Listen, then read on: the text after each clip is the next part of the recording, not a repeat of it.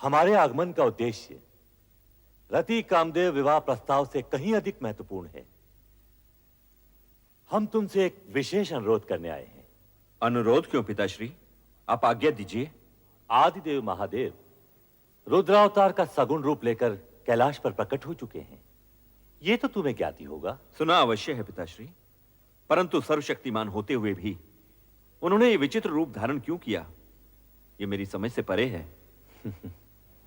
शिव का यह रूप वैराग्य, योग व भक्ति एवं श्रद्धा का मूर्तिमान स्वरूप है। इसे समझना बड़े बड़े ज्ञानियों के लिए भी कठिन है। समय आने पर तुम्हें उनकी महानता का परिचय होगा। आप सत्य कह रहे हैं परमपिता। आपसे अधिक भोलेनाथ के विषय में भला और कौन जान सकता है? परमपिता, पहले यह बताइए कि आप जिस अनुरोध की बात कर रहे थे वो क्या है? मैं शिवाज्ञा से तुम्हारे पास एक संदेश लेकर उपस्थित हुआ हूं। क्या है वो संदेश? तुम दोनों को आद्य शक्ति मां जगदंबे को पुत्री रूप में पाने के लिए तपस्या करनी होगी। तपस्या? तपस्या क्यों पिताश्री? यदि शक्ति माता को हमारे यहां पुत्री रूप में जन्म लेने की इच्छा है तो वे उसी रूप में प्रकट होंगी। उसके लिए तपस्या की क्या आवश्यकता है? मैं भी यही सोच रही हूं। हमारी इतनी कन्याओं की तरह वो भी जन्म ले लेंगी। वे अन्य कन्याओं की तरह सामान्य कन्या नहीं होंगी। तपस्या करके उन्हें प्रसन्न किए बिना उनकी प्राप्ति असंभव है। यह न भूलो कि शक्ति के सगुण अवतार के माता पिता बनने का श्रेय और गौरव तुम दोनों को ही प्राप्त होगा, यह निश्चित है। इसलिए इस शिवाज्ञा को शीघ्र स्वीकार करके शक्ति आराधना प्रारंभ करो। जैसी आपकी आज्ञा। रति कामदेव के विवाह के पश्चात सर्वप्रथम हम आप ही की आज्ञा का पालन करेंगे पिताश्री। तुम्हारा कल्याण हो वत्स दक्ष और वधु वीरनी।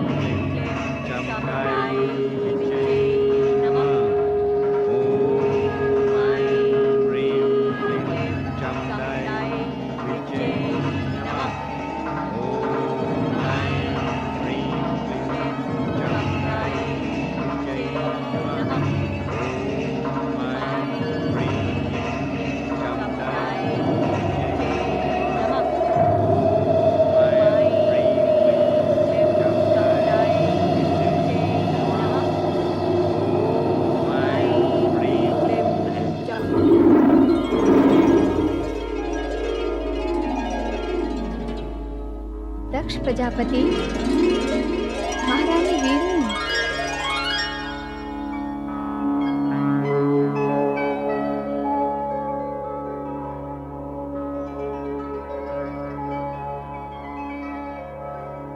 हे मां जगदंबे, अष्टभुजाधारी विश्वेश्वरी, प्रणाम।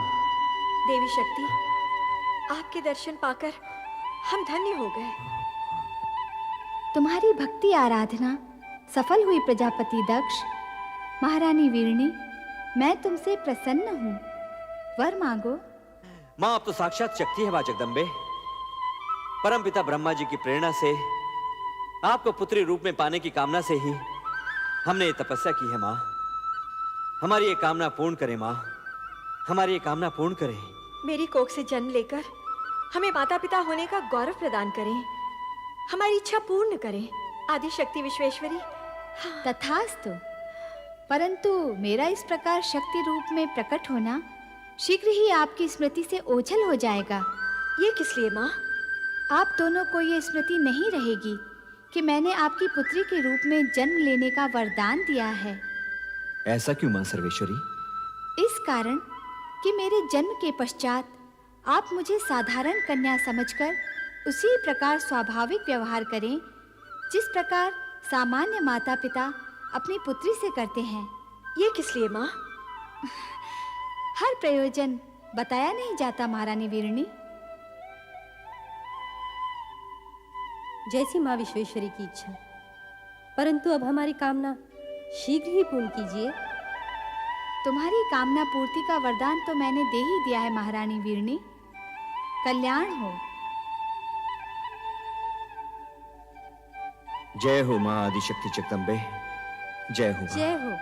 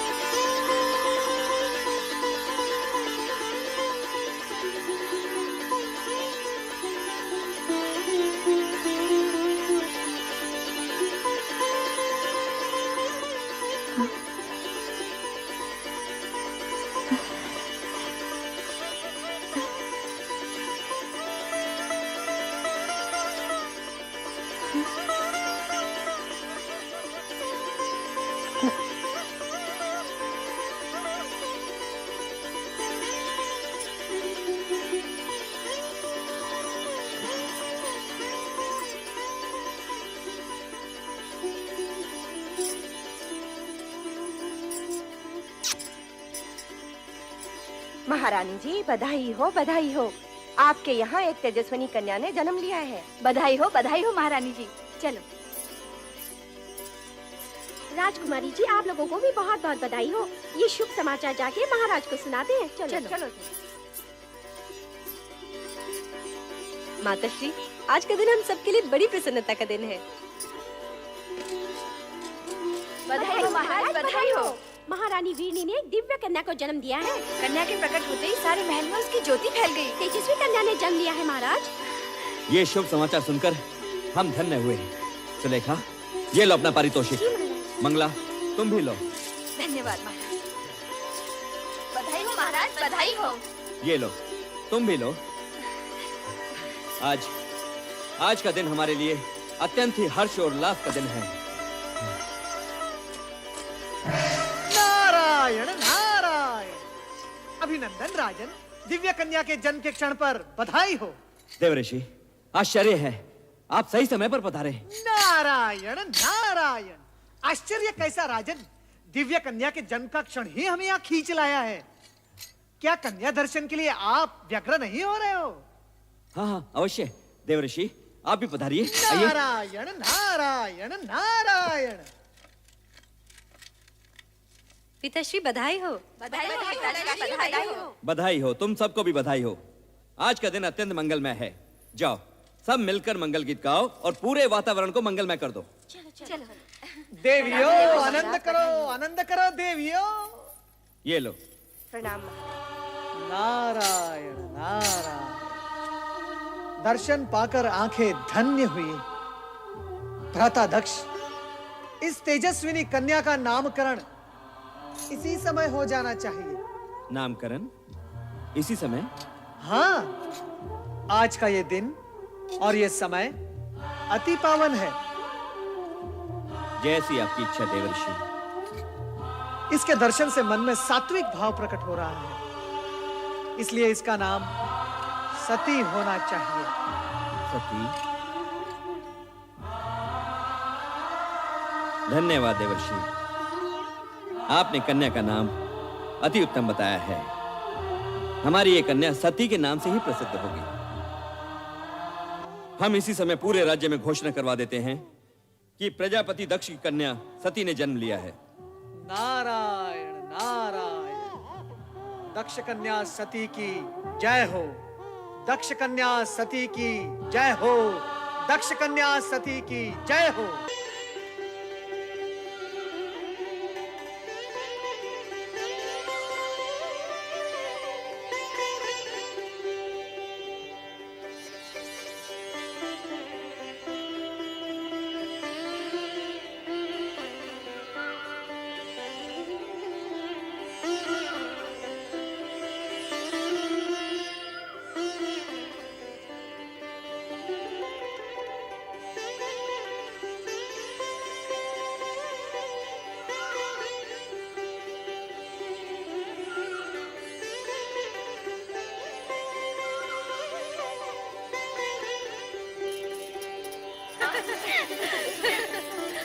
अरे अश्विनी, ये सती कहाँ है? तूने देखा है? नहीं तो पता नहीं कहाँ खोई रहती है आजकल। आओ देखिए कहाँ है। चलो चलो चलो।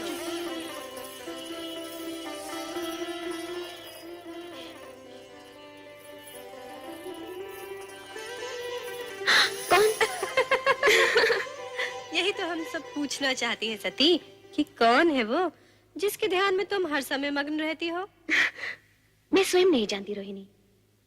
पता नहीं कौन है वो जिसके रूपाकार को देखने की उत्सुकता में मेरा मन सदा खोया रहता है।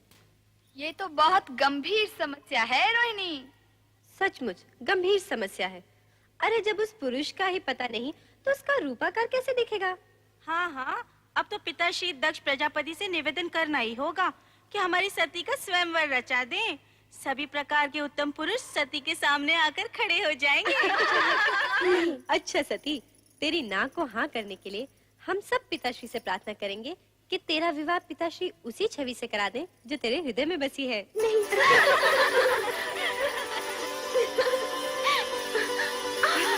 अरे सती, क्या हुआ? कहाँ भागे जा रही है? कहीं नहीं माते। अरे कहीं नहीं। सती इतनी बड़ी हो गई फिर भी बचपना नहीं गया।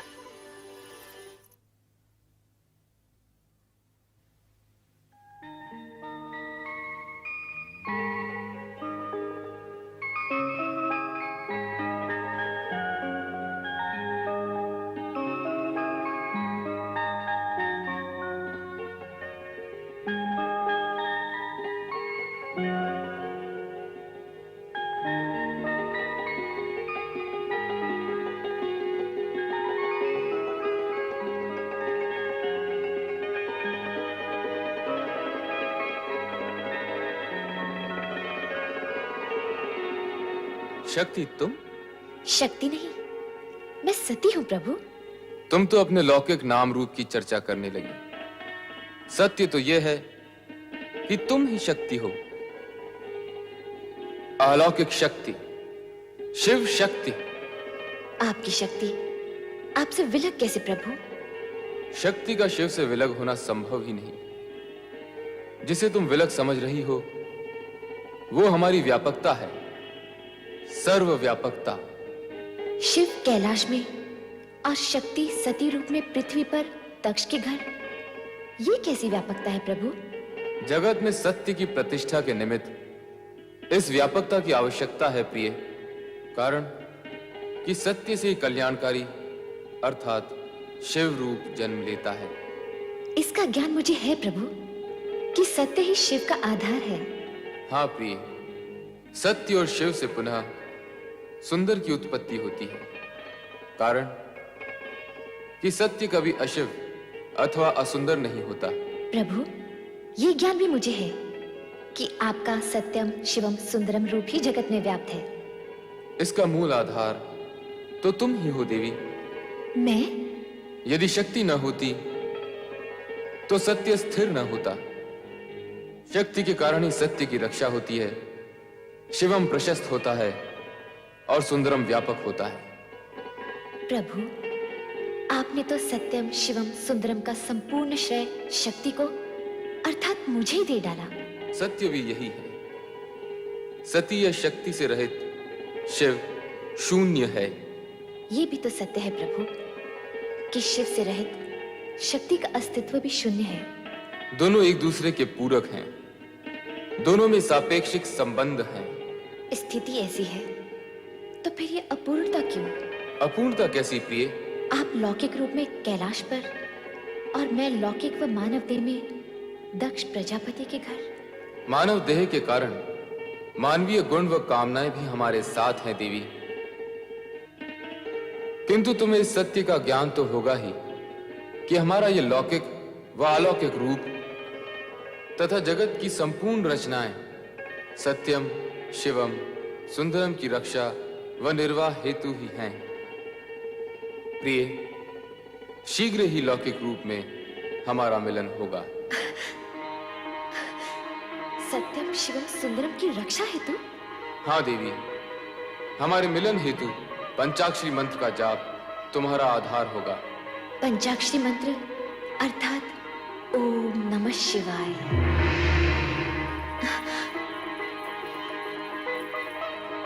ओम नमः शिवाय।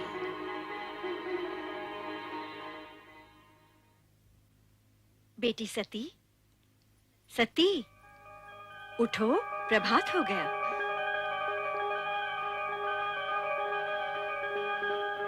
ओम नमः शिवाय।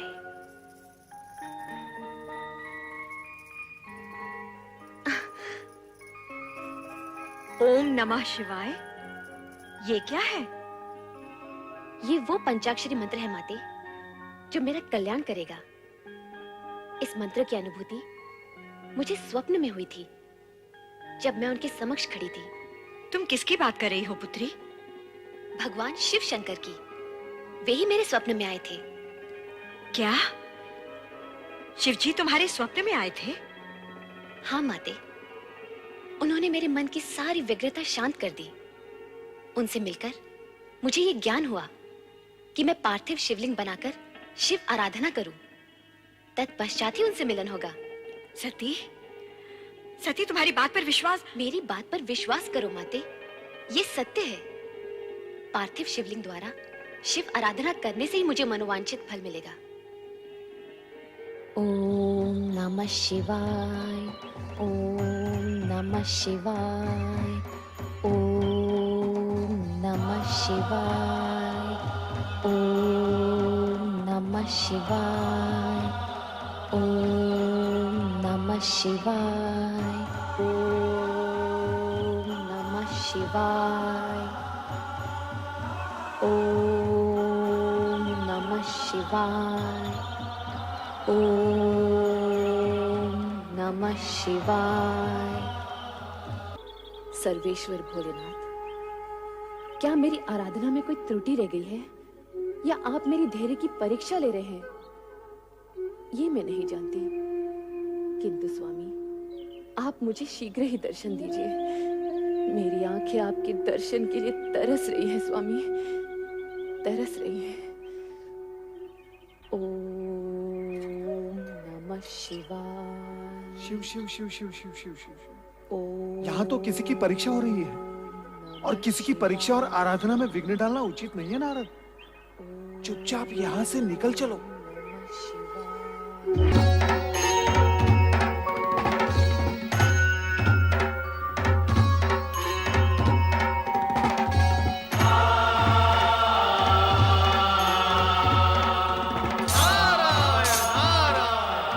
देवादिदेव सदाशिव के चरणों में नारद का प्रणाम।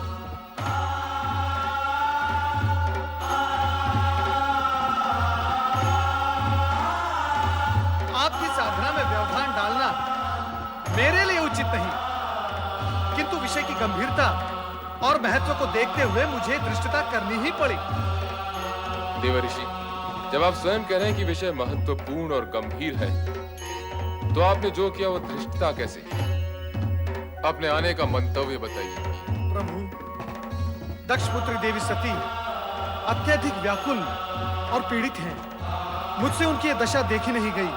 और मैं आपके चरणों में चला आया। उनकी पीड़ा का कारण? नारायण नारायण, ये सर्वविदित है कि आप ही नटराज हैं, किंतु हे महेश्वर, नाट्य विद्या के प्रदर्शन के लिए ये समय उचित नहीं है। सब कुछ जानते हुए भी आपका अनभिज्ञ होने का नाटक देवी सती के कष्ट में और भी वृद्धि करेगा। आप तत्काल ये बताने की कृपा करें कि देवी सती और आपके विवाह के बीच भ्राता दक्ष का विरोध रूपी विघ्न जो आ रहा है, उसे विफल कैसे किया जाए, उसका उपाय क्या है? किसी भी प्रकार की दुविधा की स्थिति में नंदाव्रती कन्याओं की कामना पूर्ति का सर्वोत्तम उपाय है। हे देवऋषि, अब ये मत पूछ बैठेगा कि नंदाव्रत क्या है। हे देवेश्वर, आश्चर्य है, सृष्टि का भार स्वयं पर लिए हुए भी आप विनोदपूर्ण वार्तालाप कैसे कर लेते हैं? नारायण नारायण। देवी सती की आराधना का परिणाम क्या निकलेगा, यह जानना मेरे लिए तो असंभव है, किंतु हे महेश्वर, आपकी लीला आप ही जाने।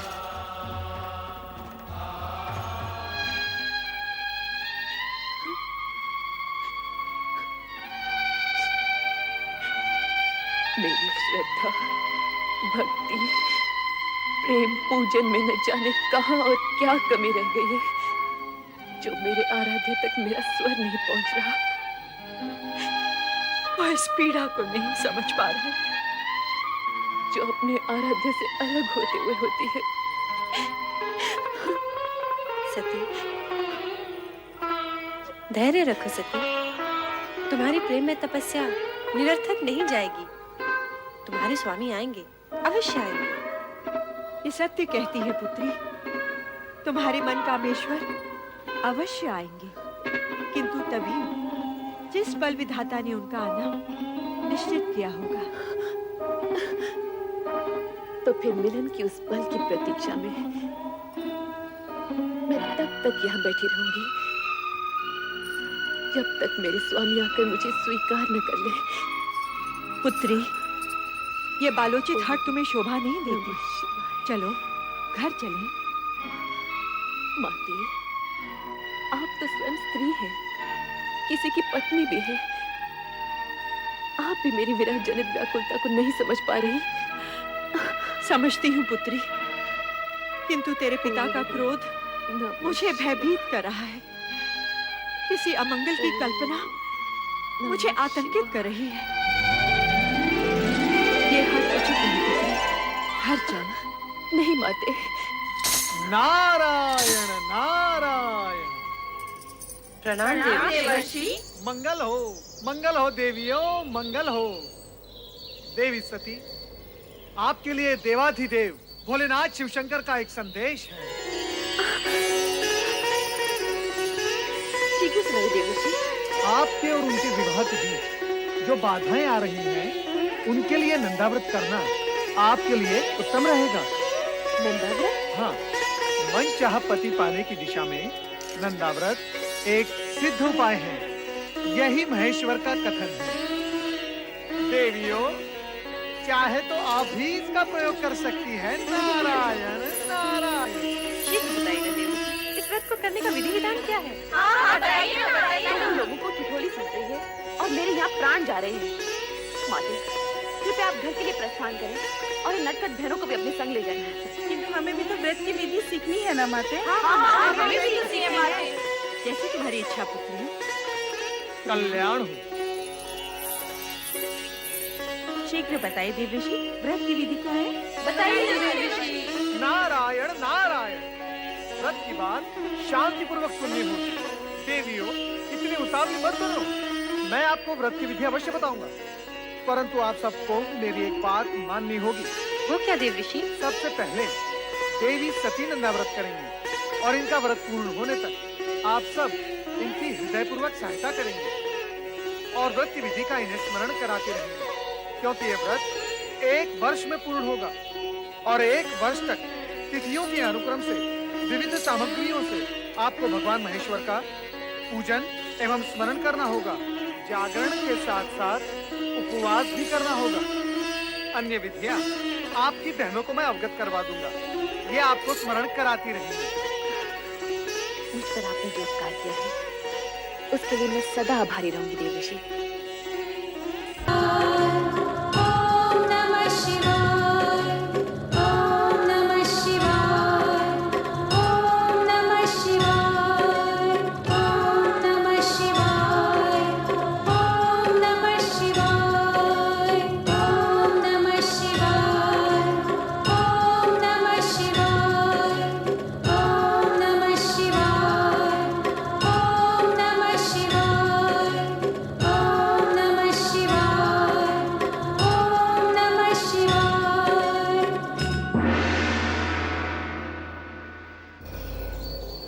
सती, प्रभु, आप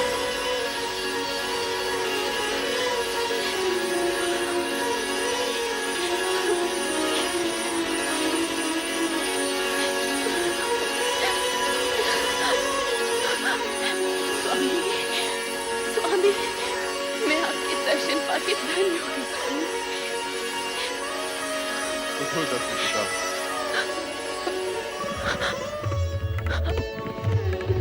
समर्पण एवं निष्ठा भाव से किए गए तुम्हारे व्रत से हम प्रसन्न हुए। कहो दक्षिणनंदिनी, किस प्रयोजन से तुमने इस कठोर व्रत का पालन किया? कहो अपनी मनोकामना। तुम अभीष्ट वर की अधिकारिणी हो। मुझे अभीष्ट वर प्राप्त होगा ना भगवान? अवश्य होगा। कहो दक्ष पुत्री, क्या इच्छा है? हे सर्वज्ञ सर्वव्यापी अंतर्यामी,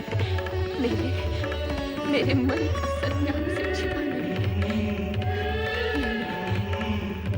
मैंने बाल्यकाल से पति रूप में आप ही की कामना की है। इसके अतिरिक्त और कुछ भी इच्छित नहीं है भगवान। तथास्तु। सती, तुम्हारा और हमारा अभीष्ट भिन्न नहीं है। तुम्हारा अर्धांगिनी रूप ही जगत के लिए कल्याणकारी होगा। मैं धन्य हो गई प्रभु, मैं धन्य हो गई। मेरे अभीष्ट और अपने वरदान की पूर्ति के लिए प्रभु आप शीघ्र ही मेरे पिताश्री से इस संबंध को निश्चित कर विवाह का आयोजन करें। ऐसा ही होगा प्रिय।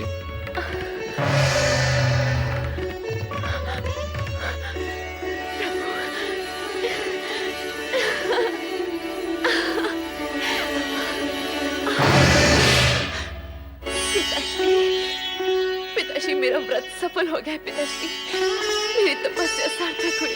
सती, अपनी चेतना में लौटाओ। पिताश्री, मैं तो पूर्ण रूप से चेतन हूँ। मेरी साधना की सफलता ने तो मुझे और चेतन कर दिया है। पिताश्री।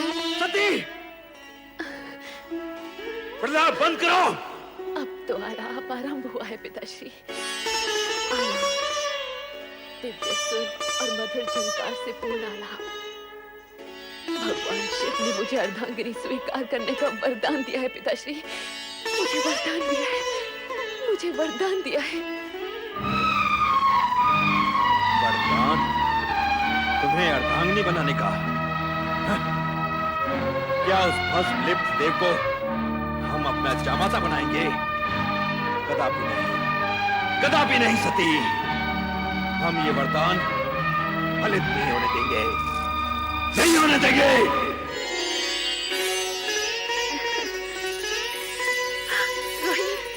सती, तुम कुछ कहो न कहो, तुम्हारे खिले खिले मुख की एक एक रेखा ये उद्घोष कर रही है कि तुम्हें तुम्हारा मनमीत मिल गया है।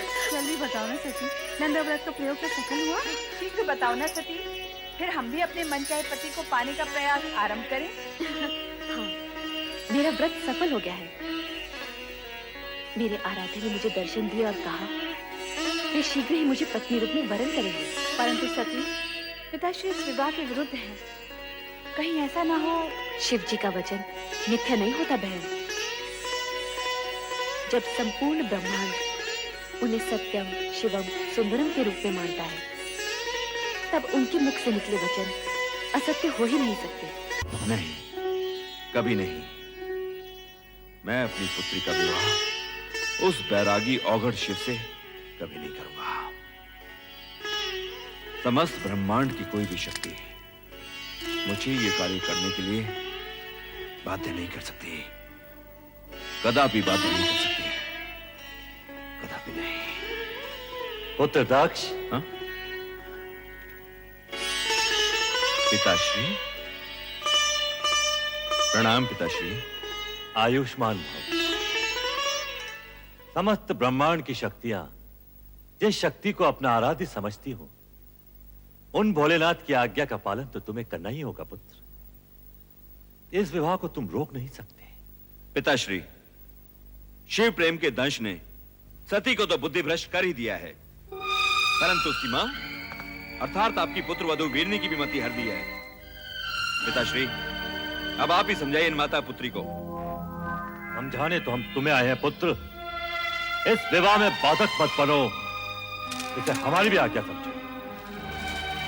ये आप कह रहे हैं पिताश्री? हाँ, ये हम कह रहे हैं। ये जानते हुए भी कि राजकुल में जन्मी पली बढ़ी आपकी पौत्री को इस विवाह से केवल कष्ट ही कष्ट होने वाले हैं। तुम्हारा ये सोचना सर्वथा अनुचित है दक्ष। तुम तो एक राजा, मात्र एक राजा। संसार के समस्त राजघरानों की वैभव संपदा को यदि तुम एक पलड़े में डाल दोगे, तब भी भगवान शिव के वैभव और उनकी गरिमा का पलड़ा उससे कहीं अधिक भारी होगा। परमपिता, यदि आपका कहा मान भी लिया जाए तो भी विधि के अनुसार मुझे सती की अन्य बहनों का विवाह पहले करना होगा। उसका विवाह तो तभी हो सकता है जब मैं तुम्हारा अभिप्राय समझता हूं, परंतु सती आदिशक्ति का अवतार है और शिव सती का विवाह विधाता का अटल विधान है। तुम्हारी इच्छा हो या न हो, तुम इसे रोक नहीं पाओगे। मेरा कहा मानो और सहर्ष इस विवाह के लिए स्वीकृति दे दो।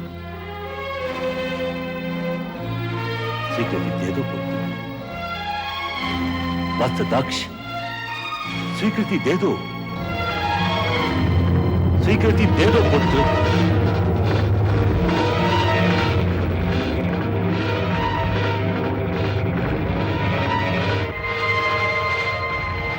जैसी आपकी आज्ञा पिताश्री। सदा सुखी रहो पुत्र। और सर्वप्रथम ये शुभ समाचार हमारी पुत्र वधु और पौत्रियों तक पहुंचा दो, जिससे उनके अशांत हृदय को शांति मिले। शांति और धैर्य ही नारी के आभूषण है। इस तरह विचलित मत हो सती, सब ठीक हो जाएगा। नहीं माते, मेरा मन अत्यंत व्यथित है। मेरी व्यग्रता चिंता बनकर मेरे मन को खाए जा रही। अरे सती, यूं मुंह लटकाए क्यों खड़े हो? नाचो गाओ, मौज बनाओ। पिताश्री ने तुम्हारी मन की इच्छा को स्वीकृति दे दी है और भगवान शंकर से तुम्हारे विवाह की घोषणा भी कर दी है। हाँ।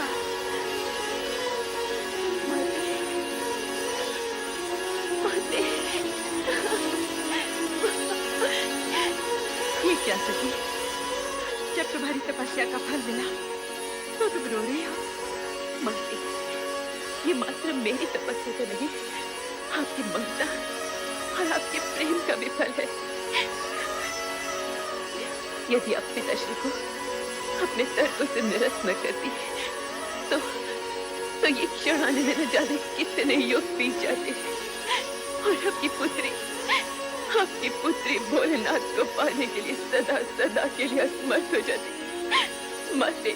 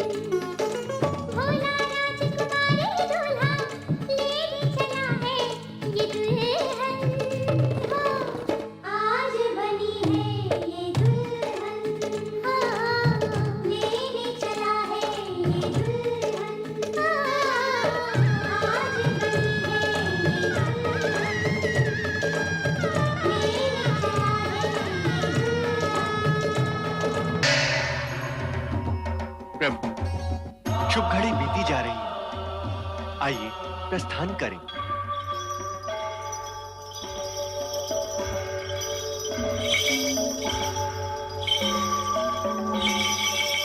जय शिव शंभू।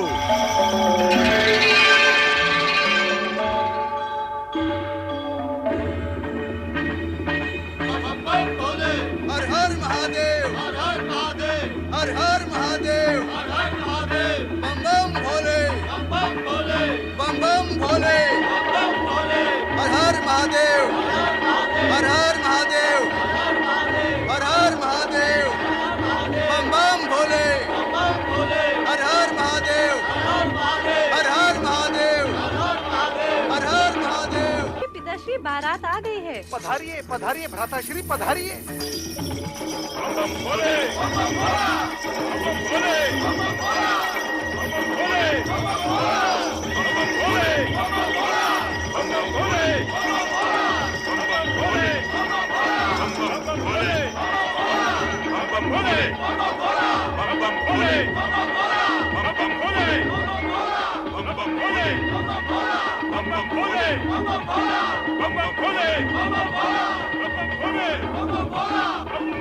क्या ये वही शिव है जो भभूत रमाए नंग धड़ंग बागंबर पर बैठा कैलाश पर योग साधता रहता है? अरे तो किसी राजकुमार जैसा प्रतीत हो रहा है। ये सब कैसे हो गया? औगड़ शिव और राजकुमार। नारायण नारायण। भ्राताश्री किस सोच में पड़ गए? अभी तो आपने प्रभु का वो रूप देखा ही नहीं जिसके दर्शन पाकर आप धन्य हो जाओगे। नारायण नारायण।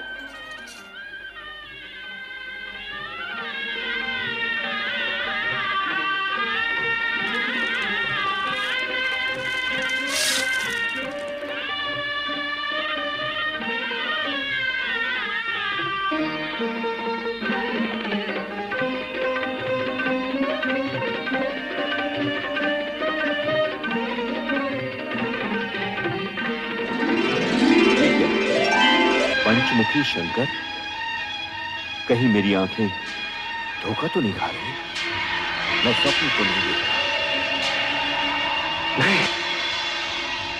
भ्रातादक्ष, आपका मुख श्वेत कणों से भर उठा है। आप भयभीत से लग रहे हैं। नारद, अति सुंदर है? आप कुछ कहना चाहते हैं? वो नारायण नारायण।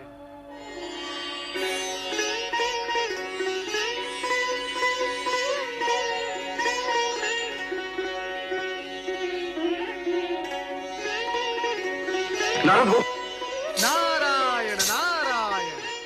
शिव लीला के चमत्कारों से भयभीत होने की कोई आवश्यकता नहीं भ्रातादक्ष। आपके जमाता शिव ही नहीं, सत्य और सुंदर भी है, और इसी सगुण रूप में वो दर्शन देते रहेंगे।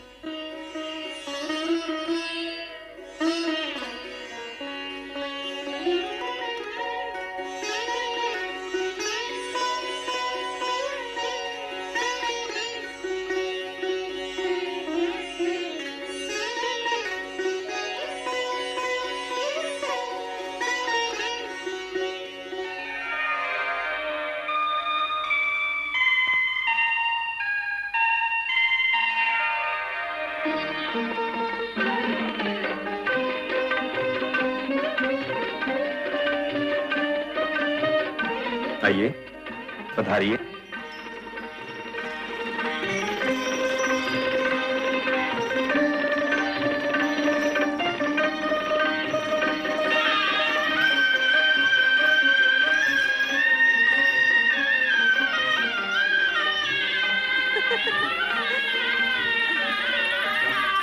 सती सती सती, बारात आ गई है। बारात आ गई है।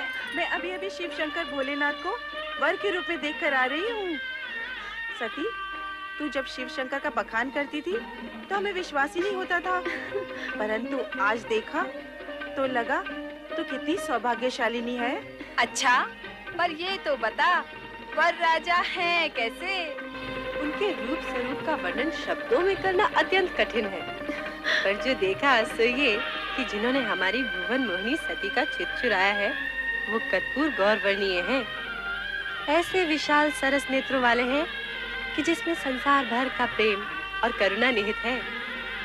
उनकी मंद मंद स्मित पल्लवित पुष्पों के समान सुवासित है और उनका संपूर्ण अस्तित्व हमारी प्रिय सती का वर्ण करने को आतुर है।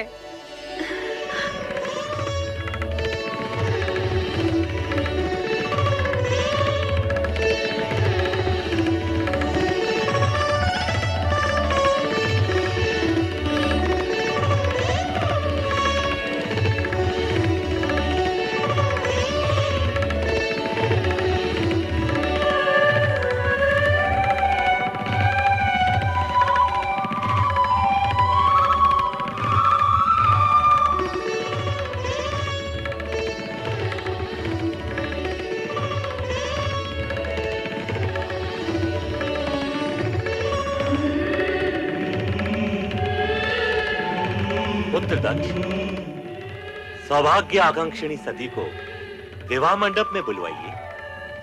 जो आज्ञा पिताश्री। महारानी।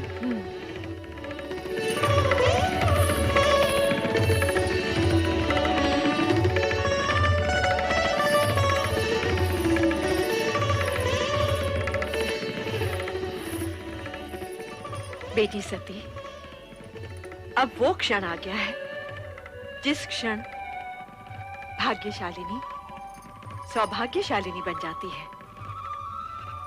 आओ बेटी।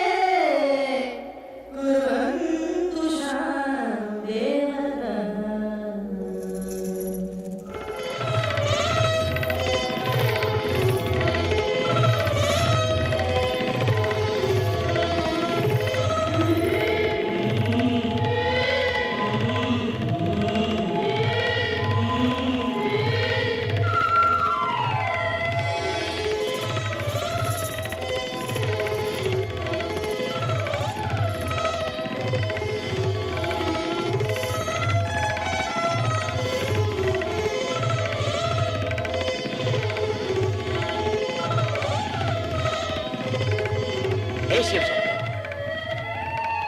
अब अपने शुभ हाथों से ये सौभाग्य सिंदूर सती की मांग में भरकर इसे सौभाग्यवती बनने का दिव्य रूप भी दे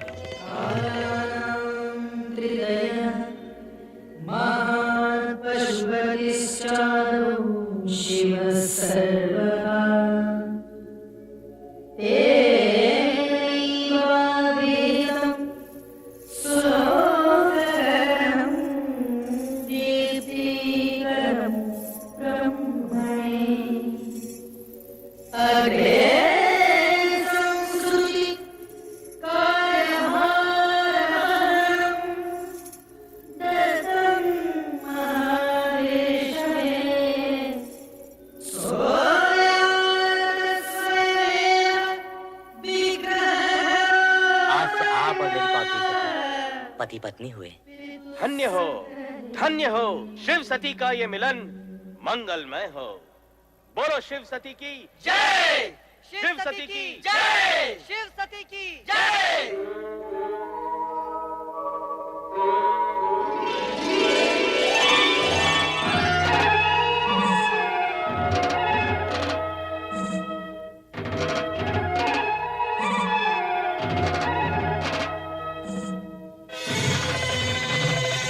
श्रीहरि, श्रीहरि, यूं टकटकी बांधे क्या देख रहे हो प्रभु? देख रहा हूँ शिव सती की एक रूपता को जो चिरंतन है, शाश्वत है। सभी देवी देवगणों की उपस्थिति के मध्य सदा शिव और देवी सती का विवाह संपन्न हुआ।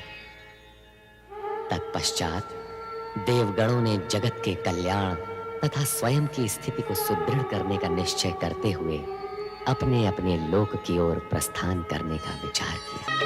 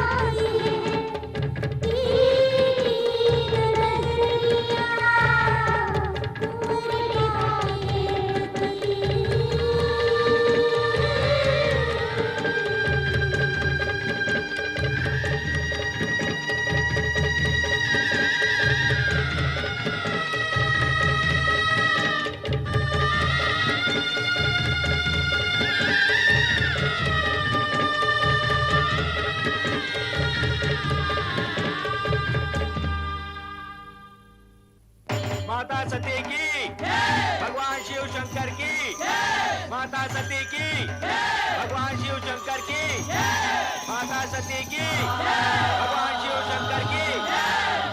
माता सती, आपका कैलाश में स्वागत है। मंगल कार्य निर्विघ्न संपन्न। अब हमें आज्ञा दें शिव शंकर। ब्रह्मदेव, आपकी इच्छा के अनुसार मुझे गृहस्थ पदभार भी वहन करना पड़ रहा है। अब तो आप प्रसन्न हैं। महेश्वर, आपने ऐसा करके संसार के लिए पति पत्नी का वो आदर्श प्रस्तुत किया है जो सृष्टि प्रसार और नर नारी संबंधी मर्यादा के लिए अति आवश्यक है। श्री हरि विष्णु, भूत वर्तमान और भविष्य सभी निश्चित है। जो हो गया है, जो हो रहा है और जो होने वाला है, सभी में जगत का कल्याण ही निहित है।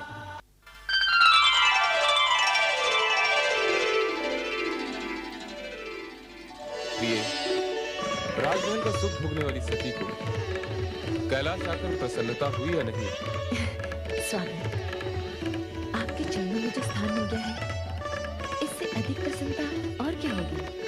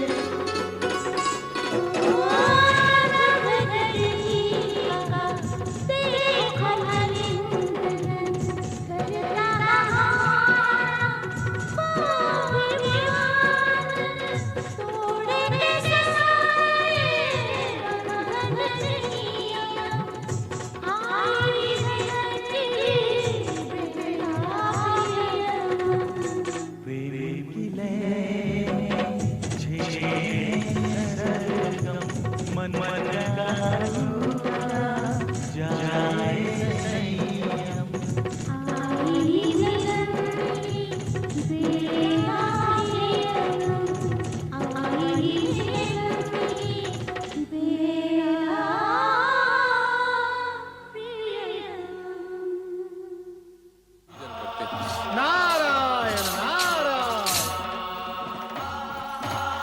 हे महेश्वर, माता सती, नारद का प्रणाम स्वीकार हो। आओ नारद, अधिक समय के पश्चात दर्शन किए।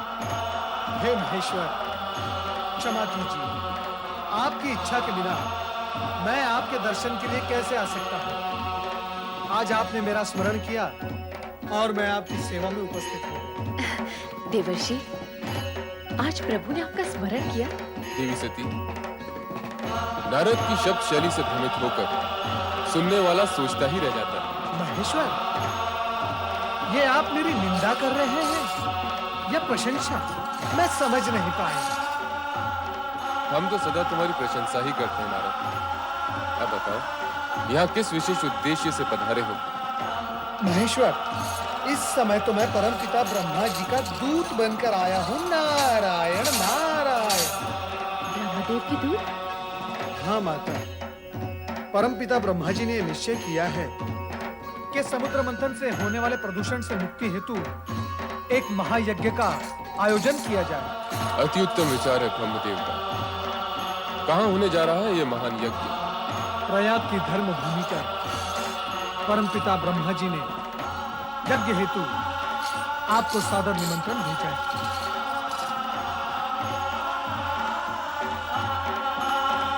हम अवश्य उस धर्म यज्ञ में सम्मिलित होंगे। आपकी स्वीकृति से मैं धन्य हुआ। अब मुझे आज्ञा दे। देवर्षि, आप इतना शीघ्र जाने की क्यों सोच रहे हैं? जब नारद का उद्देश्य पूर्ण हो जाता है तो वो एक पल भी कहीं नहीं रुकते। शिव शिव शिव शिव शिव शिव शिव, ऐसी बात नहीं है प्रभु। यदि आपकी इच्छा हो तो मैं आपके चरणों में बैठा रहूंगा। परंतु अब ये परंतु कैसा? परंतु इस समय मुझे कई महानुभावों को प्रयाग यज्ञ का निमंत्रण देने के लिए जाना है। परम पिता ब्रह्मा जी की आज्ञा है कि ये कार्य मैं शीघ्र संपन्न करूं। तो इस शुभ कार्य से हम तुम्हें रोकेंगे नहीं। जाओ, तुम्हारा कल्याण हो।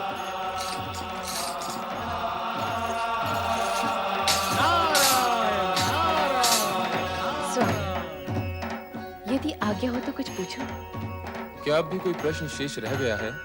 स्वामी, क्या प्रयाग यज्ञ में मैं भी आपके साथ सम्मिलित हो सकती हूँ? एक ओर महायज्ञ, दूसरी ओर पुण्य स्थली का तरस परस, दो पुण्य के कार्य एक ही साथ हो जाएंगे स्वामी। नहीं देवी, बिना निमंत्रण कहीं जाना उचित नहीं। यदि उचित समझते तो ब्रह्मदेव अवश्य संदेश भेजते। परम पिता ब्रह्मदेव ने इस यज्ञ के लिए भोलेनाथ के साथ मुझे निमंत्रण क्यों नहीं भेजा? क्या मैं इस योग्य भी नहीं कि इस महान यज्ञ में सम्मिलित हो सकूं?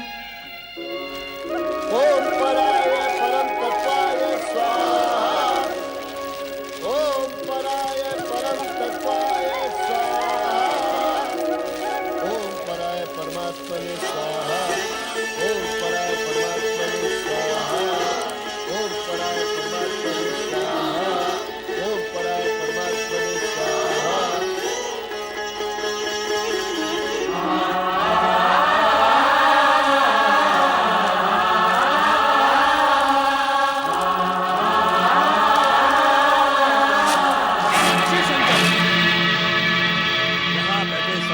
सम्मानित व्यक्तियों ने मुझे आदर देने हेतु अपने मस्तक झुकाकर मुझे प्रणाम किया, किंतु तुमने मेरे अपने जामाता होते हुए भी मेरी ओर देखा तक नहीं। राजन, मैं इस पवित्र प्रयोजनमय यज्ञ अग्नि की ओर देख रहा था, जो किसी भी व्यक्ति विशेष से अधिक वंदनीय है। असत्य, अब तुम इस योग्य ही नहीं रह गए हो कि इस यज्ञ की पवित्र अग्नि को अपनी आंखों से भी स्पर्श कर सको। भूतों पिशाचों से सेवित होकर तुम्हारे वेदों कर्म लुप्त हो चुके हैं। अब तुम मात्र शास्त्र विधि की अवहेलना और नीति मार्ग को कलंकित करने वाले पाखंडी, दुष्ट और पापाचारी पुरुष मात्र रह गए हो। मैं दक्ष श्राप देता हूँ कि शमशान में निवास करने वाले उत्तम कुल और जन से इन शिव शंकर को इस यज्ञ से बहिष्कृत कर दिया जाए और देवताओं के साथ इसे यज्ञ का कोई भी भाग न दिया जाए। अरे महामूर्ख दुष्ट बुद्धि दक्ष, तुमने भगवान भोलेनाथ को यज्ञ से बहिष्कृत कर दिया, जिनके स्मरण करने से यज्ञ सफल हो जाते हैं और तीर्थ पवित्र हो जाते हैं।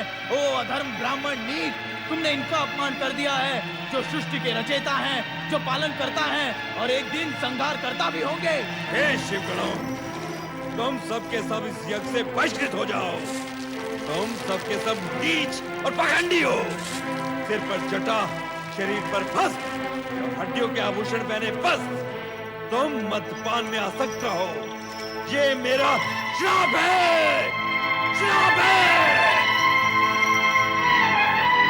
ओ मूर्ख दक्ष, तुझे शिव तत्व का तनिक भी ज्ञान नहीं। तुझ जैसे अहंकारियों ने ही महेश्वर का उपहास किया है। इसीलिए शिव तेज के प्रभाव से मैं तुझे श्राप देता हूँ कि तुझ जैसा ब्राह्मण वेद ज्ञान से वंचित हो जाए, तू तत्व ज्ञान से विमुख हो जाए और तेरा मुख पशु समान हो जाए। नंदी, तुम्हें इस प्रकार क्रोधित नहीं होना चाहिए। तुमने व्यर्थ ही ब्राह्मण कुल को शाप दे डाला। जहां तक मेरा प्रश्न है, मुझे तो किसी भी प्रकार का कोई शाप छू भी नहीं सकता। तुम तो ज्ञानी हो नंदी। सनकादिक ऋषियों को तत्व ज्ञान का उपदेश भी तो तुम ही ने दिया था। अतः अब शांत हो जाओ और निश्चिंत भी। तुम्हारे आराध्य का कोई कुछ नहीं बिगाड़ सकता। मैं तो यज्ञ हूं, मैं ही यज्ञ कर्म हूं, यज्ञों का अंगभूत उपकरण हूं। यज्ञ की आत्मा भी मैं ही हूं, यज्ञ परायण यजमान और यज्ञ से बहिष्कृत भी मैं ही हूं। चलो हम कैलाश लौट चलें।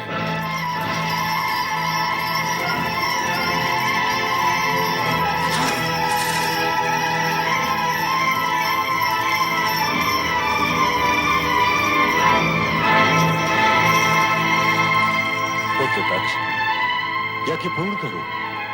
इतना सब कुछ हो जाने के उपरांत इस यज्ञ का आरती क्या रह गया पिताश्री? मेरा चित्त यहाँ से हट चुका है। दक्ष, पुत्र दक्ष, दलित सुनो। चराचर जगतपति शिव शंकर का अपमान करके पुत्र दक्ष ने उचित नहीं किया। अकारण क्रोध का परिणाम अच्छा नहीं होता।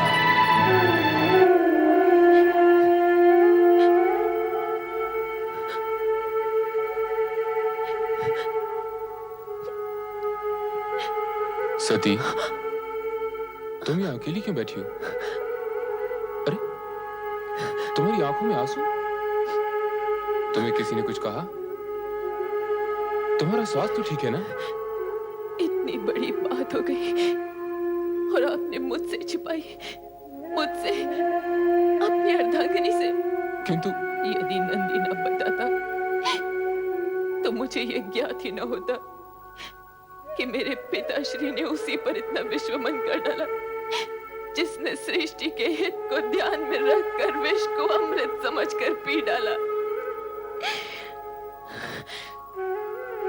क्या उन्होंने ये तक नहीं सोचा कि स्वयं एक शूद्र सी चींटी होते हुए मेरे आकाश नापते पर्वत से स्वामी से टकराने का फल क्या हो सकता है? विसार दो सती, विसार दो सारी कड़वी बातें जैसे मैंने विसार दी। कड़वाहटों के स्मरण से मन मस्तिष्क दूषित हो जाते हैं। तुम्हारा सदा प्रसन्न रहना ही उचित है। सती, भगवान शिव शंकर को चंद्र का प्रणाम।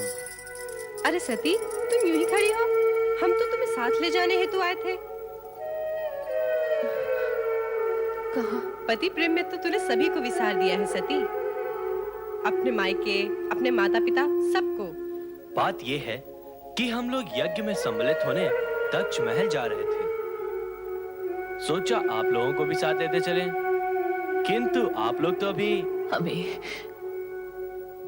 हमें पिताश्री ने निमंत्रित नहीं किया। ये कैसे हो सकता है कि हमें तो आमंत्रित करने में स्वयं आए और तुम्हें विसार दें? यज्ञोजन कोई छोटा मोटा काम नहीं। हो सकता है व्यस्तताओं के कारण इस महत्वपूर्ण कार्य का स्मरण न रहा हो। मैं अभी जाकर स्वयं उनसे पूछकर निमंत्रण भिजवाता हूँ। तो हमें अब आज्ञा दीजिए।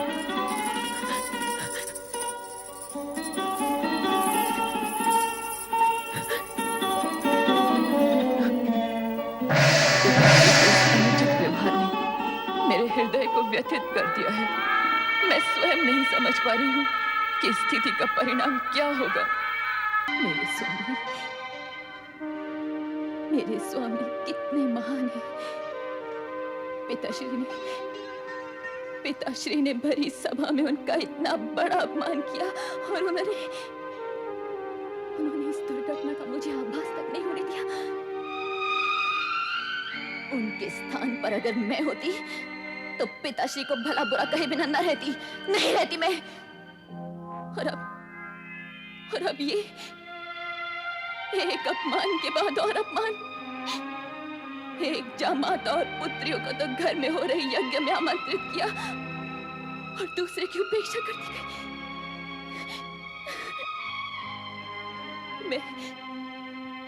मैं क्या करूं? मैं क्या करूं और क्या ना करूं?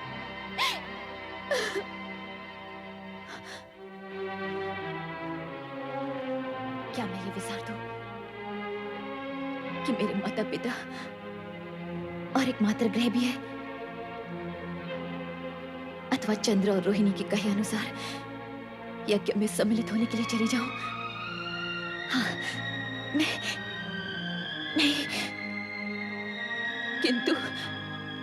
किंतु यदि पिताश्री ने मेरे स्वामी के विषय में पुनः कोई अनर्गल बातें कही तो नहीं। तो सुन लेना। नहीं, कदापि नहीं। मैं अपने स्वामी के अपमान में दो शब्द भी नहीं सुन सकती मैं। तो तू वहां जाने की क्यों सोच रही है, जहां अपमान के कांटे चुभने की अधिक संभावना हो? और जबकि तेरे पति ने भी उस प्रसंग को विसार दिया है, तो तू उनकी राख के ढेर में से चिंगारियां चुनने हेतु क्यों जाने की इच्छुक है? ये ज्ञात होते हुए भी कि चिंगारियों को हवा लग जाए तो वे भीषण अग्निज्वाला का रूप ले लेती हैं। किंतु मैं अपने हृदय में चिंगारियां समेटे हुए भी जीवित नहीं रह सकती मैं जीवित।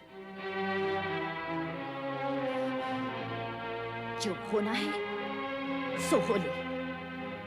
मैं पिताश्री से ये बात अवश्य पूछूंगी कि जिनके आगे समस्त देवता भी नतमस्तक रहते हैं, उन्हें अपमानित करने का उन्हें साहस कैसे हुआ?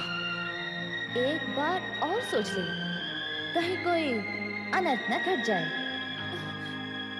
यदि मैं न गई तो यज्ञ के रूप में बिछाया पिताश्री का ये शिव विरोधी षड्यंत्र कहीं जटिलतम न हो जाए। मुझे जाना ही होगा। हाँ, मुझे जाना ही होगा। यज्ञ में सम्मिलित होने हेतु तू पुनः सदाशिव से विचार विमर्श क्यों नहीं कर लेती? उनका उत्तर संभवतः तुम्हारी दुविधा का हल निकाल दे।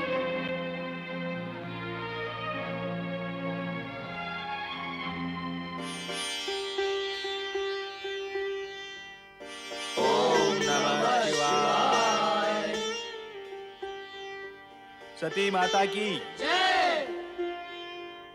प्रभु, मैं पिताश्री के यहाँ हो रहे यज्ञ में सम्मिलित होने की इच्छुक हूँ। मैंने तुम्हें प्रथम भी कहा है, बिना निमंत्रण किसी सम्मानीय व्यक्ति का कहीं जाना अनुचित है। कहीं जाने का प्रश्न ही नहीं प्रभु। मुझे तो अपने मातृगृह जाना है, अपने माता पिता के घर, अपने घर। विवाह उपरांत स्त्री का घर वही होता है जो उसके पति का घर हो। ये कैलाश धामी तुम्हारा अपना घर है, तुम यहाँ की स्वामिनी हो। इसका तात्पर्य ये कि विवाह उपरांत पुत्री का माता पिता से संबंध टूट जाता है, उन्हें विसार देना ही उचित है। मैंने अपने अपमान को तो विसार दिया, किंतु यदि वहां तुम्हारा तनिक भी अपमान हुआ तो वो मुझसे सहन नहीं होगा। यही सोचकर मैं तुम्हें टोक रहा था, किंतु जब तुमने जाने का निश्चय कर ही लिया है तो जैसी तुम्हारी इच्छा।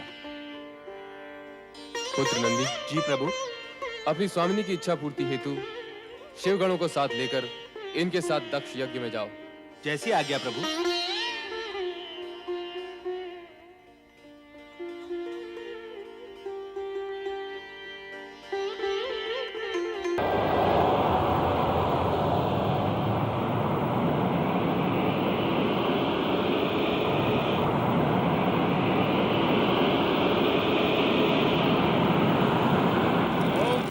परमात्मने स्वाहा। ओम पराय परमात्मने स्वाहा। ओम पराय परमात्मने स्वाहा।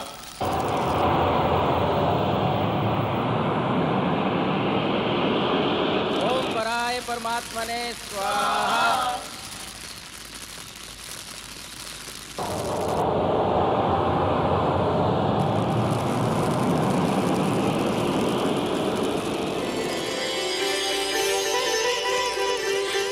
सती, सती, सती तुम आ गई? अच्छा किया तुम आ गई।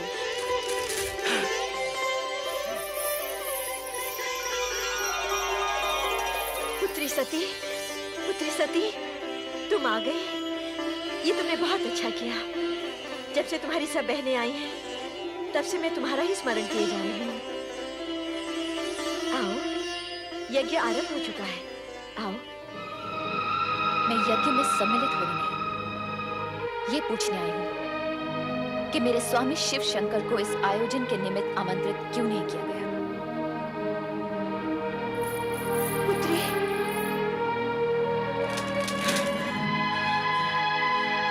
सती, तुम? हाँ, मैं शिव की अर्धांगिनी सती हूँ प्रजापति दक्ष। मैं वही सती हूँ जिसने शिव को पति रूप में पाने के लिए आपकी इच्छा के विरुद्ध शिव की आराधना की थी और उनके चरणों में स्थान पाया था। ये सब हम जानते हैं। क्या तुम हमारे यज्ञ में विघ्न डालने के लिए यहाँ आई हो? यज्ञ देवताओं में श्रेष्ठ भगवान शिव शंकर को आमंत्रित न करके आपने पहले ही विघ्न डाल दिया है पिताश्री। तो फिर आप ये झूठा दोषारोपण मुझ पर क्यों कर रहे हैं? हमने जानबूझकर तुम्हें और तुम्हारे उस भूतनाथ पति को निमंत्रित नहीं किया था ताकि तुम अपनी अनुचित चेष्टाओं से इस यज्ञ के पवित्र वातावरण को अपवित्र न कर सको।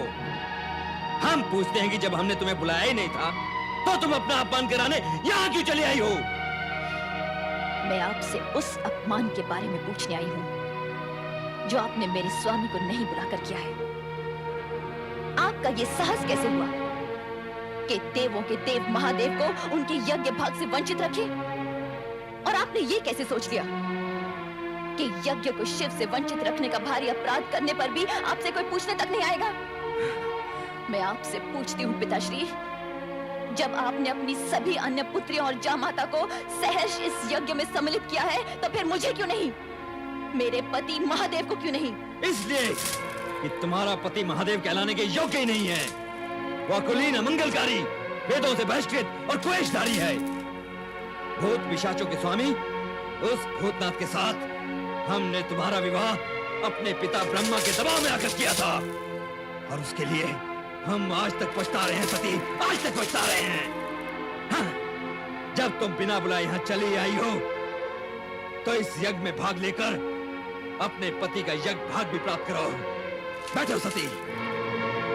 पिताश्री, अब भी कुछ नहीं बिगड़ा है। आप कैलाश जाकर मेरे स्वामी को आदर पूर्वक यहाँ ले आइए और इस यज्ञ को विधि पूर्वक संपन्न कीजिए। एक पुत्री होने के नाते मैं आपसे विनती करती हूँ। नहीं, नहीं, कदापि नहीं। हम उस ढोंगी पाखंडी भवोद्धारी को इस यज्ञ में कदापि आमंत्रित नहीं करेंगे। हम नहीं चाहते कि उसके अपावन नाम की छाया भी इस पावन यज्ञ पर पड़ने पाए। पिताश्री, परम पावन शिव को अपवन कहकर अपने आप को अपवन ना कीजिए। आप जैसे शिव द्वेषी को शिव निंदा करते हुए देखकर मुझे आपकी पुत्री होने पर लज्जा होने लगी है।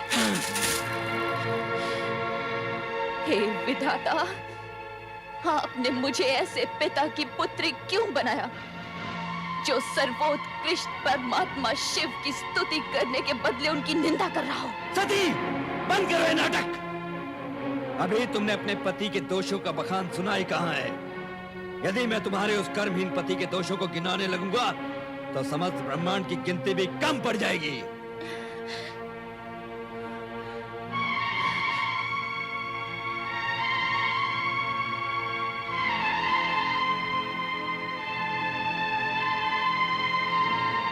सृष्टि के पालक श्री हरि विष्णु, सृष्टि के रचनाकार परम पिता ब्रह्मा,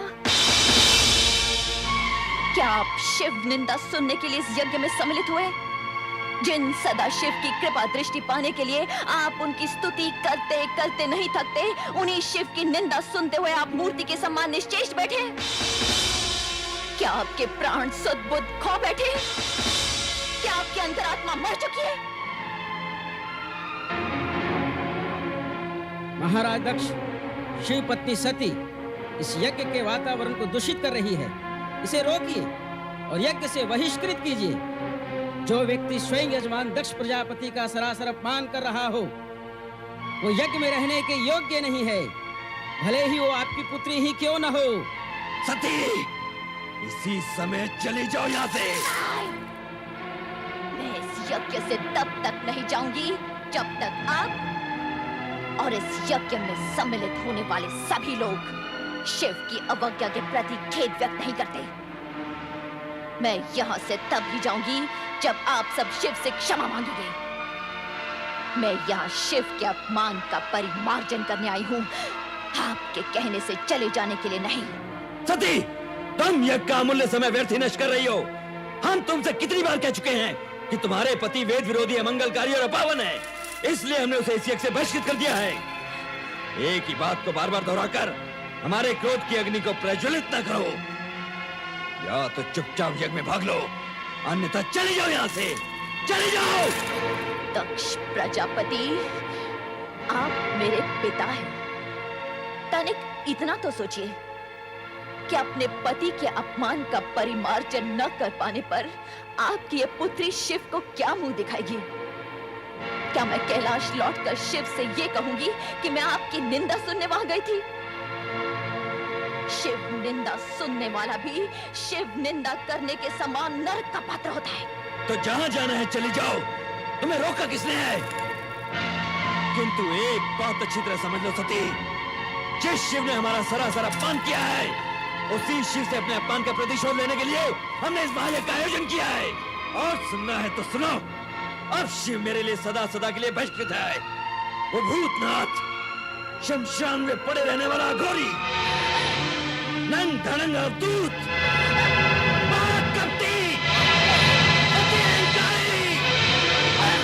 दक्ष प्रजापति, बस कीजिए। मैं पति निंदा नहीं सुन सकती, नहीं सुन सकती मैं पति निंदा, नहीं सुन सकती मैं पति निंदा, नहीं सुन सकती, नहीं सुन सकती, नहीं सुन सकती।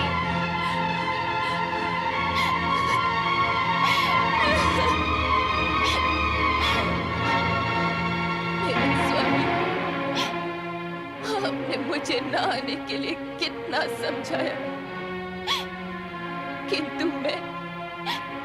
किंतु मैं मूढ़मती केवल पिता को 2 बातें सुनाने के लोभ में यहाँ चली आई।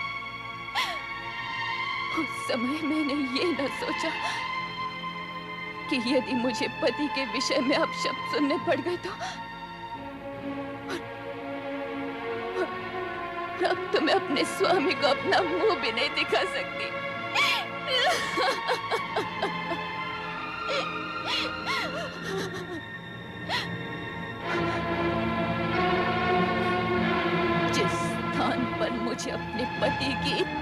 बात सुननी पड़ी, वही के वही मैं अपने इस देह का त्याग कर दूंगी।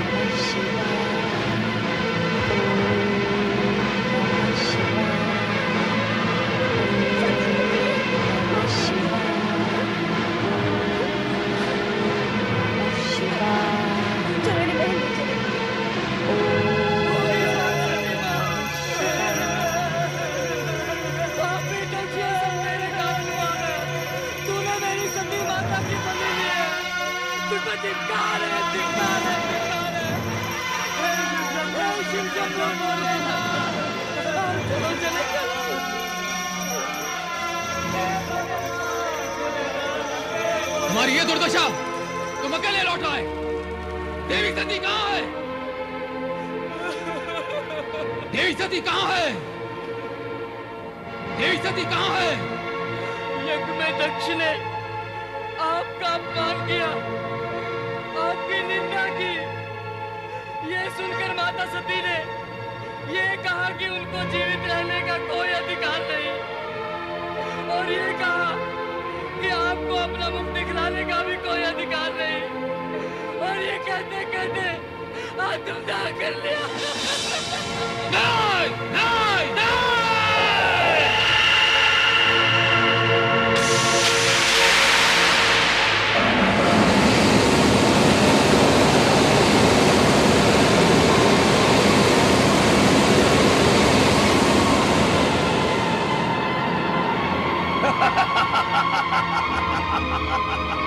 जय महारुद्र, मेरे लिए क्या आज्ञा है प्रभु? वीरभद्र, दक्ष का अहंकार हमारा विरोध है, और हमारा विरोध उसका विनाश। जो आज्ञा प्रभु। जाओ उस यज्ञ को भ्रष्ट कर डालो, और जो भी तुम्हारा विरोध करे उसे भी भस्म करने में संकोच न करना।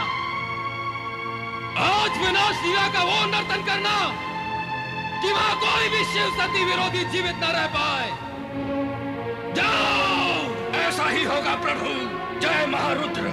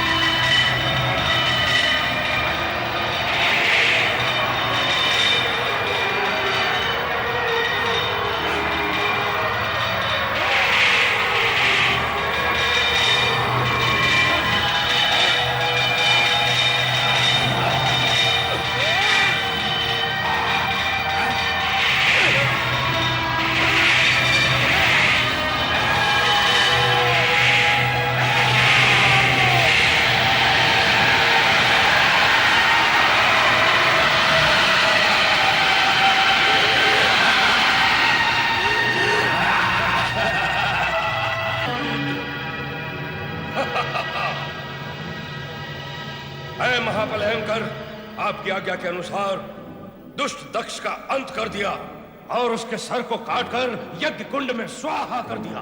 वीरभद्र, तुम मेरी आज्ञा का पालन कर धन्यवाद के पात्र हो गए हो। सभी गणों में सर्वश्रेष्ठ हो, यशस्वी भवा। जय महारुद्र।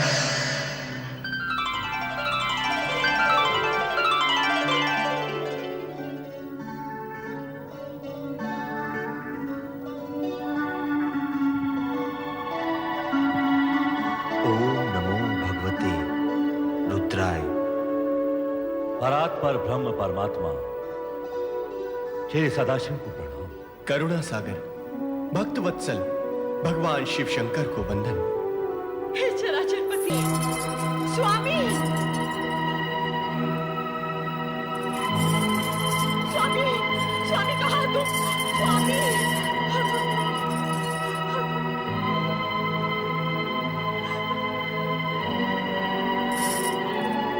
स्वामी ये क्या हो गया? ये क्या हो गया स्वामी? स्वामी,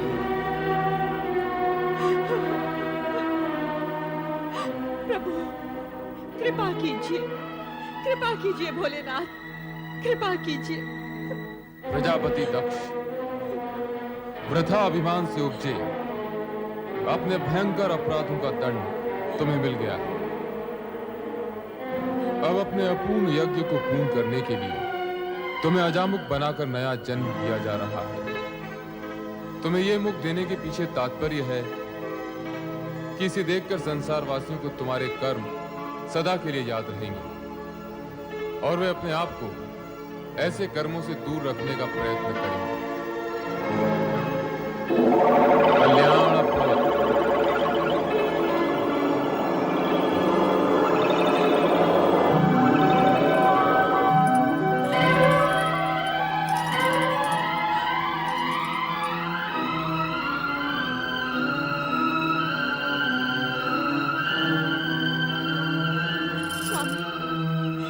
स्वामी आपको जीवन दान मिल गया, मेरा जीवन धन्य हो गया।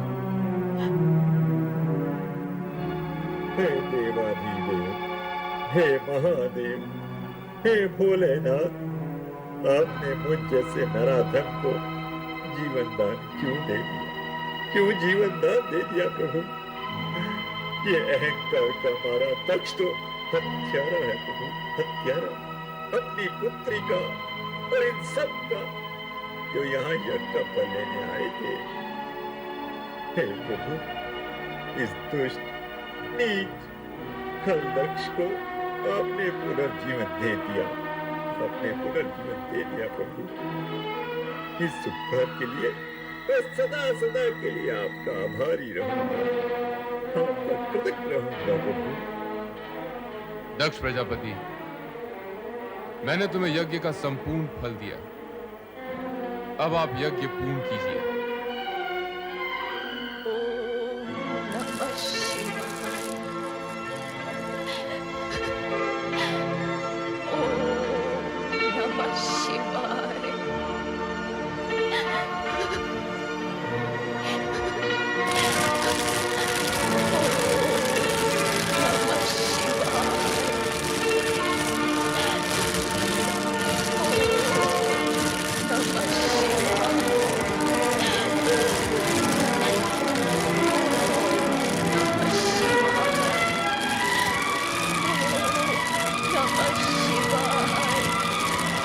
सती,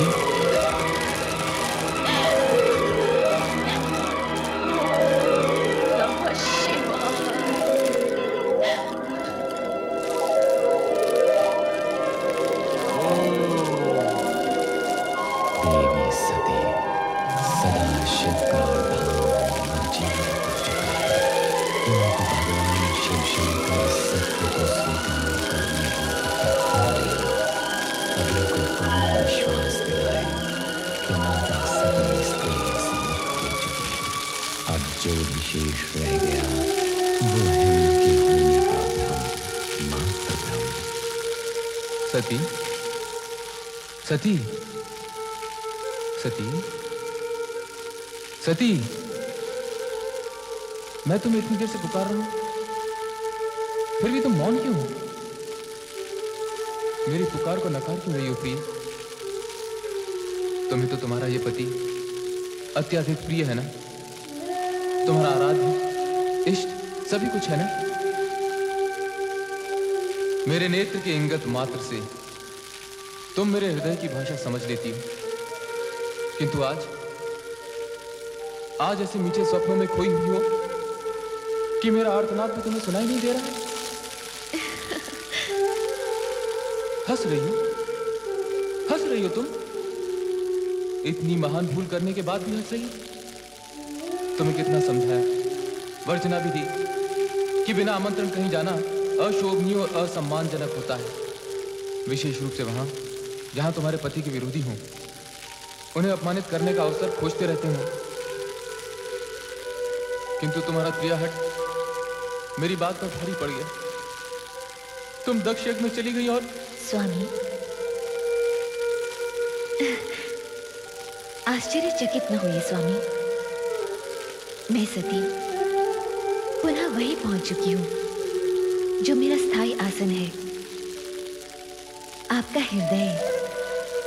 हाँ स्वामी, मैं आपको वहीं से पुकार रही हूँ। पुकार रही हूँ, किंतु अपने नेत्र क्यों नहीं खोलती प्रिय? तुम्हारे कमल समान ये नेत्र, जिनमें न जाने कितनी बार मैंने स्वयं को देखा है। सती, चेतन हो जाओ, अपने पूर्ण रूप में मेरे सामने आओ प्रिय। स्वामी, आप अपना ही वचन स्मरण कीजिए और मन की आंखें खोल कर देखिए। हम दोनों शिव शक्ति भिन्न नहीं है, एक ही परम तत्व साक्षात परब्रह्म है, जिसका ब्रह्मांड साक्षी है।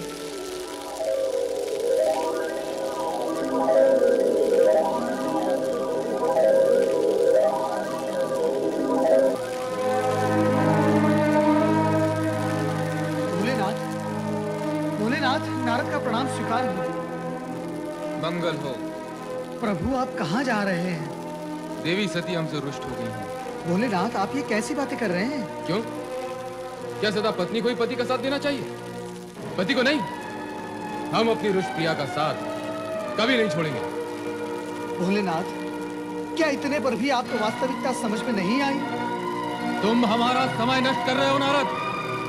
तुम्हारी बातें सुनकर सती और अधिक रुष्ट हो जाएगी। रुष्ट? हे त्रिकालदर्शी, बिना प्राण की देह कहीं रुष्ट होती है भला? नारद! भोलेनाथ, भोलेनाथ, मुझ पर क्रोधित होने से सत्य झुटलाया नहीं जा सकता। और सत्य यह है कि आप जिसे प्रिया का रुझान समझ रहे हैं, वो आपका मात्र भ्रम है। भ्रम। प्रभु देह बोलती नहीं, भ्रम बोलता है। तुम ये कहना चाहते हो कि सती, हमारी सती मात्र देह है? मात्र देह? खेद की बात यही है प्रभु कि आप जिसे देवी सती समझ रहे हैं, वो मात्र निर्जीव देह है। नारद, मैं तुम्हें भस्म कर दूंगा। सती शक्ति है, शक्ति अमर है, शक्ति जगत माता है, और तुम जगत माता को निर्जीव और देह कहकर अपमानित कर रहे हो। प्रभु, आज आप ये क्या कह रहे हैं? आप सामान्य मनुष्य की भांति भावुकता में डूबे जा रहे हैं। एक शब्द नहीं, आगे एक भी शब्द नहीं। यदि अब तूने कुछ भी अनर्गल कहा तो तू मेरे क्रोध से बच नहीं पाएगा। दूर हो जा, दूर हो जा।